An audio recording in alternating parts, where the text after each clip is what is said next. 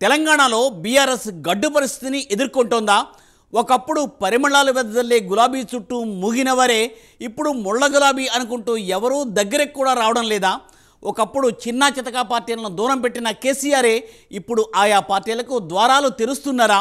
పొత్తు లేనిదే నెగ్గలేమన్న వాస్తవాన్ని కేసీఆర్ గ్రహించారా? నిజం నిలకడమే తెలిసిందా?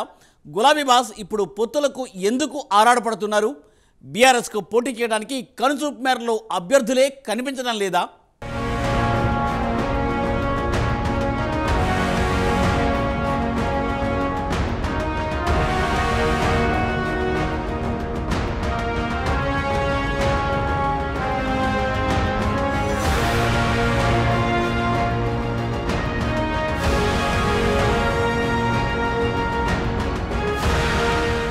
కాలం ఎప్పుడూ ఎవరి సొత్తు కాదు.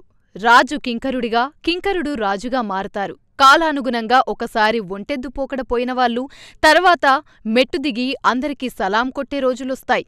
ఇక్కడ ఎవరూ శాశ్వతం గిరిగీసుకొని ఉండరు. రాజకీయాల్లో కూడా అంతే. ఎవరిని ఎక్కడ కూర్చోబెట్టాలో అక్కడ కూర్చోబెడతారు ఓటర్లు. మోసినంతసేపు మోస్తారు, బరువనుకుంటే ఒకేసారి పక్కన పడేస్తారు. తెలంగాణలో బీఆర్ఎస్ పరిస్థితి చూస్తే అలాగే అనిపిస్తోంది. దాదాపు 10 ఏళ్లపాటు ఏకఛత్రాధిపత్యంగా ఏలిన కేసీఆర్ ఇప్పుడు ఇంటికే పరిమితమయ్యారు. ఒకప్పుడు చిన్న పార్టీలంటే చిన్నచూపు చూసిన కేసీఆర్ ఇప్పుడు ఆ పార్టీ కోసం మెయిన్ దర్వాజను కూడా తెరిచిపెట్టారు. అదే క్రమంలో ఒకప్పుడు అందరికీ ముద్దొచ్చిన గులాబీ ఇప్పుడు ముళ్ళ గులాబీగా మారింది. అయినా బీఎస్పీ మాత్రం పొత్తుకు సిద్ధమైంది. మునుగోడు ఉప ఎన్నికల్లో కమ్యూనిస్టుల సహకారం తీసుకున్న కేసీఆర్ ఆ తర్వాత అసెంబ్లీ ఎన్నికల్లో ఆ పార్టీలను పక్కన పెట్టారు. కాల మహిమను అస్సలు తక్కువగా అంచనా వేయలేం. అధికారం చేతిలో ఉన్నప్పుడు దాని పట్ల ఒద్దికగా వ్యవహరిస్తే కలిగే ప్రయోజనం ఎలా ఉంటుందన్న విషయంపై గులాబీ బాస్ కేసీఆర్ ఇప్పటికే అర్థం కాకపోవచ్చనే చెప్పాలి.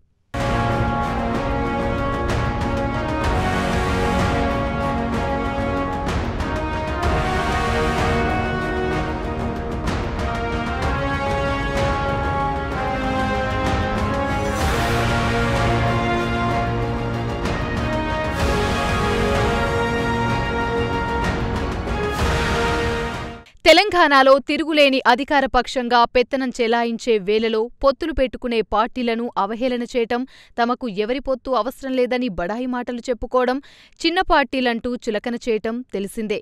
ఆ మాటకొస్తే ముఖ్యమంత్రి హోదాలో చిన్న పార్టీకి చెందిన కీలక నేతల్ని దగ్గరకు రానిచ్చేవారు కాదు. కనీసం వినతి పత్రానికి అనుమతి ఇవ్వాలన్నా ససేమిరా రానేవారు. అలాంటి గులాబీ బాస్ కేసీఆర్ ఇప్పుడు అందుకు భిన్నంగా వ్యవహరిస్తున్నారు. 1-2 రోజుల్లో లోక్సభ ఎన్నికల నోటిఫికేషన్ విడుదల కానున్న వేళల్లో బీఎస్పీతో పొత్తు పెట్టుకోవాలని బీఆర్ఎస్ అధినేత భావిస్తున్నారు. ఇప్పటికే ఆ పార్టీ రాష్ట్ర అధ్యక్షుడు ప్రవీణ్ కుమార్ గులాబీ బాస్తో భేటీ కావటం, సుదీర్ఘ చర్చలు జరపడం తెలిసిందే. తాజాగా బీఎస్పీ ఎంపీ రామ్జీ గౌతమ్ హైదరాబాద్ వచ్చారు. కేసీఆర్తో ఆయన నివాసంలో భేటీ అయ్యారు. వారి మధ్య పొత్తు చర్చలు జరిగాయని, సానుకూల వాతావరణంలో ముగిసినట్లుగా చెప్తున్నారు. ఒకప్పుడు టైం ఇవ్వటానికి సైతం ససేమిరన్న కేసీఆర్ ఈ రోజు పెద్దగా ఉనికి లేని బీఎస్పీకి చెందిన రాజ్యసభ సభ్యుడు రామ్జీ గౌతమ్తో భేటీ కావడం ఆసక్తికరంగా మారింది.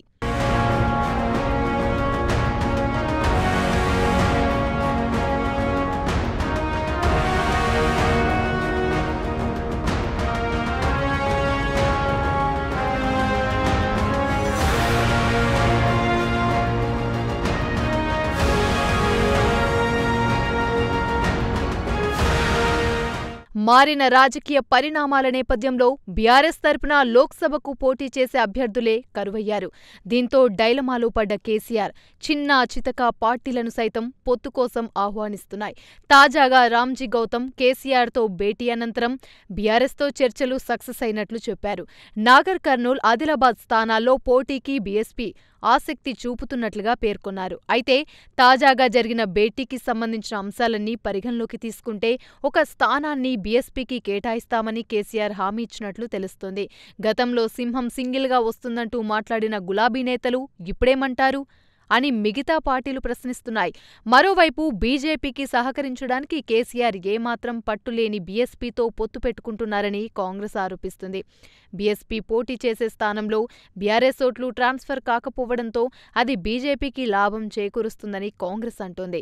ఇంకోవైపు బీఆర్ఎస్కు సీనియర్లు ఒక్కొక్కరిగా రాజీనామా చేసి వేరే పార్టీల్లో చేరుతున్నారు. దీంతో కేసీఆర్ డీలా పడినట్లు తెలుస్తోంది.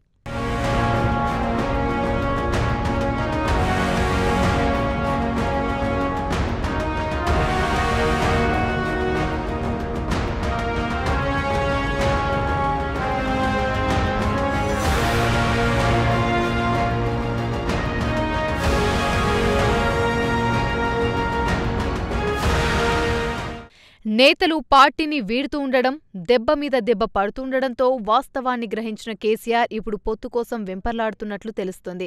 ఏదో మొక్కుబడి కోసం ఎన్నికల తర్వాత నల్గొండ, కరీంనగర్లో మీటింగులు పెట్టారు. కానీ అంత ఉత్సాహంగా కేసీఆర్ లేడనేది తెలుస్తోంది. పార్టీలోని నాయకులు కూడా అంతగా ఉత్సాహంగా కనపడటం లేదు. మొన్నే కోట్లు ఖర్చు చేసి అసెంబ్లీ ఎన్నికల్లో ఓడిపోయిన వాళ్లు మళ్లీ కోట్లు ఖర్చు చేసి లోక్సభకు పోటీ చేయాలంటే విముఖత ప్రదర్శిస్తున్నారు. అదీకాక అధికారంలో కూడా లేరు.